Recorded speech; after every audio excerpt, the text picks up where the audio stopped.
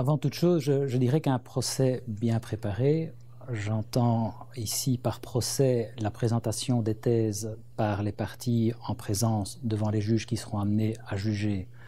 les accusés. Un procès bien préparé, donc, est la clé d'un procès qui se passe dans de bonnes conditions, qui ne s'éternise pas, voire qui ne s'enlise pas. Tout d'abord, il faut que le juge de la mise en état statue sur les demandes de participation des victimes à la procédure pour dire celles qui remplissent les conditions prévues par le règlement pour être autorisées à participer à la procédure. Ensuite, il faut s'assurer que le procureur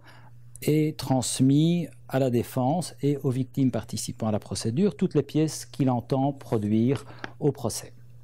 devant la chambre de première instance, ainsi que la liste de tous les témoins qu'il entend appeler à la barre.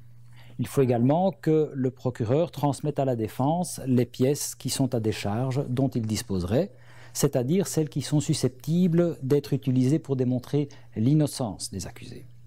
Après cela, il faut encore que les victimes communiquent les pièces qu'elles entendent utiliser à l'audience et que la défense expose, en termes généraux, la nature de la défense de l'accusé.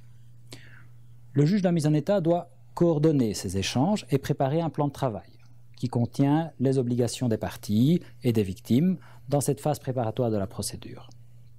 Enfin, le juge de la mise en état devra préparer un dossier complet à transmettre à la chambre de première instance. Il doit notamment contenir toutes les pièces pertinentes pour l'affaire, ainsi que les éléments de preuve, mais également un rapport détaillé fait par le juge de la mise en état qui contient les arguments des parties, les points litigieux et ceux qui ne le sont pas, ainsi que toutes les informations utiles pour que les juges de la chambre de première instance puissent statuer.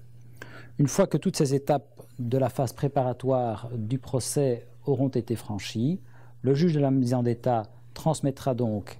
ce dossier à la chambre de première instance qui sera saisie et pourra commencer ses activités.